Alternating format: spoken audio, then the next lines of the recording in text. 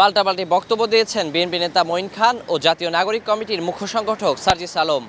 মঈন খান বলেছেন, সরকার চাইলে 6 মাসের মধ্যে নির্বাচন সম্ভব। এদিকে সার্জিস আলম বলেছেন, 6 মাসের মধ্যে নির্বাচন অসম্ভব। এ নিয়ে আমাদের কথার আজকের আয়োজন। আপনাদের সঙ্গে আছি আমি ওয়ালিউল সাকিব। আমার কাছে মনে হয় যে যার যেটা ব্যক্তিগত বিষয়, এখন তার হিসাব নিকাশে হয়তো সে মনে করছে যে 6 মাসের বেশি লাগতে পারে, সে বলতেছে 6 মাসের মধ্যেই দেখ।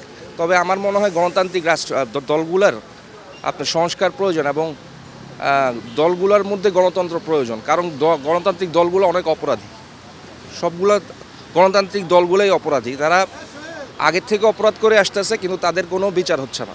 তো গণতান্ত্রিক দলগুলার যেই সদস্য আছে বা দলের যেই নেতাকর্মী যে আছে, তাদেরকে একটা ডিসিপ্লিনারির মধ্যে আনা উচিত। নির্বাচনটা পরে হলে আমার মনে হয় জনগণের পক্ষে এটা ভালো হবে, কারণ সব কিছুই তো এলোমেলো, গুছানো না, কোনো কিছুই কোনো সেকশনেই গুছানো না। সব কিছু গুছানোর পরে নির্বাচন দিলে হয়তো জনগণের জন্য ভালো, সুষ্ঠু হওয়ার পর।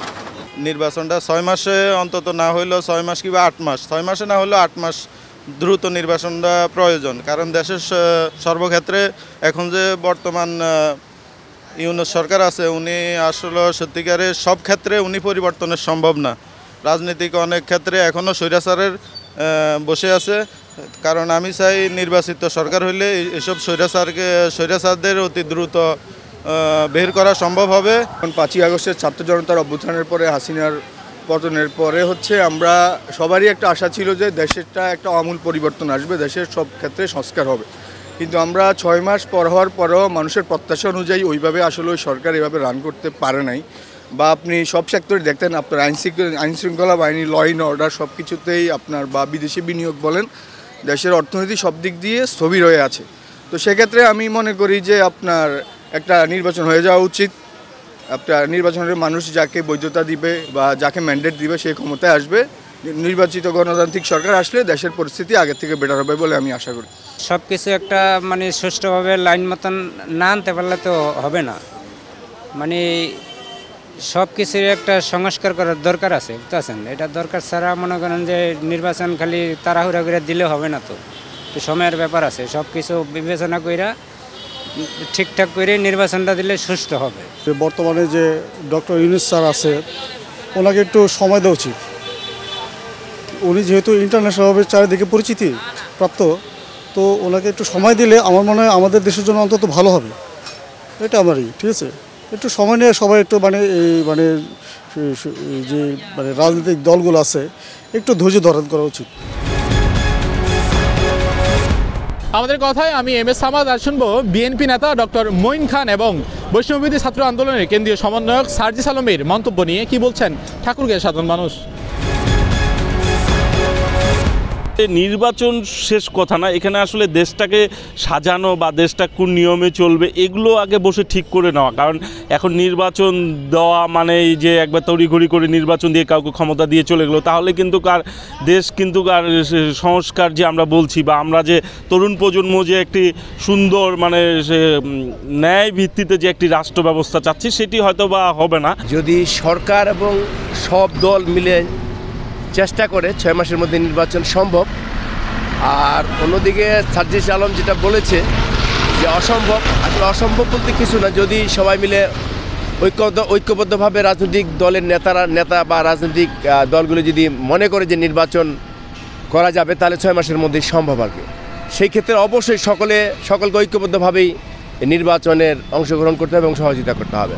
জুলাই আগস্ট গণ অভ্যুত্থানের এখনও 6 মাস পার হয়নি, এর মধ্যেই নির্বাচন আসলে আমরা একটি যৌক্তিক আমি মনে করছি না। কারণ হচ্ছে আগে পূর্ণ সংস্কার করা প্রয়োজন, এবং কি যারা জুলাই আগস্টে নিহত হয়েছেন এবং আহত হয়েছেন, জুলাই আগস্টের নিহতদের পরিবারের পাশে আমাদের দাঁড়ানো উচিত, এবং কি যারা আহত হয়েছে তাদের পূর্ণ চিকিৎসা শেষ করে আমাদের একটি পূর্ণ সংস্কার করে আমাদের নির্বাচনে আসা প্রয়োজন। পরিস্থিতি হিসাবে আমাদের 6 মাসের মধ্যেই নির্বাচনের প্রয়োজন।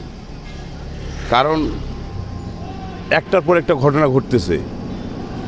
আজকে এখানে খুন, আজকে এখানে ছিনতাই, আজকে এখানে এইটা, অনেক কিছু হয়ে যাচ্ছে। আমাদের 6 মাসের মধ্যে নির্বাচন চাই। এর পরিস্থিতি যতদিন মনে করেন স্বাভাবিক হবে না, ততদিন তো মনে করেন যে নির্বাচন দিলে সমস্যা। রাজনৈতিক দল আছে এরা সবগুলা একসাথে হয়, যেটা ডিসিশন ভালো মনে করবে ওটাই ভাবে করবে।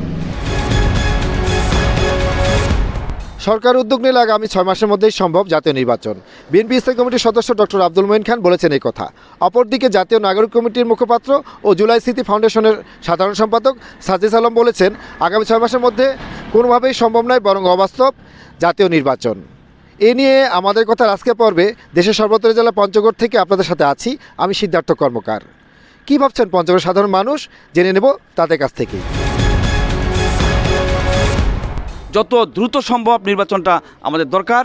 আমরা আম জনতা সবসময় নির্বাচনমুখী এবং সুন্দর নির্বাচন চাই। গত নির্বাচনগুলো ভোট চুরি করে নির্বাচন হচ্ছে, সেই নির্বাচন আমরা চাই না।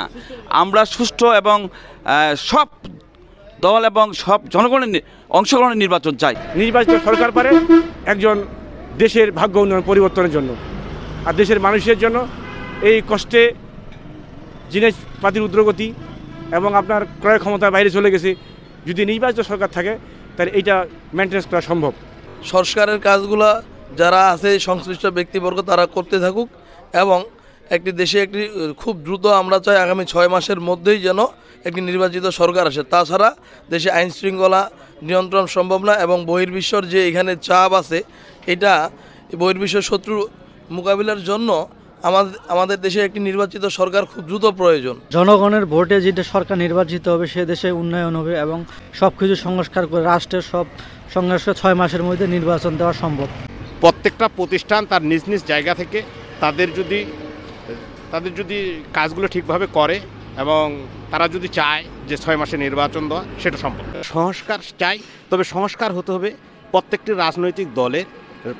রাজনৈতিক দলে গণতান্ত্রিক চর্চাকে নিয়ে আসতে হবে। নির্বাচন কমিশনের কাজ যেটা ওনার কাজ উনি করবে এবং সংস্কারের যারা দায়িত্বে আছে, যারা সংস্কার করার জন্য তাদের কাজ তারা করবে। সবার কাজ আলাদা আলাদা ভাগ করে আছে। তাইলে এখানে নির্বাচন 6 মাসের মধ্যে হবে না কেন? এখানে কি সমস্যা? এখানে তো সমস্যা থাকার কথা না, কারণ মানুষ চায় যে ভোট। আমাদের কথার আয়োজন এ পর্যন্তই। আজকের মতো বিদায় নিচ্ছি আমি ওয়ালিউল সাকিব। আবারও হাজির হব অন্য কোনো দিন অন্য কোনো বিষয় নিয়ে।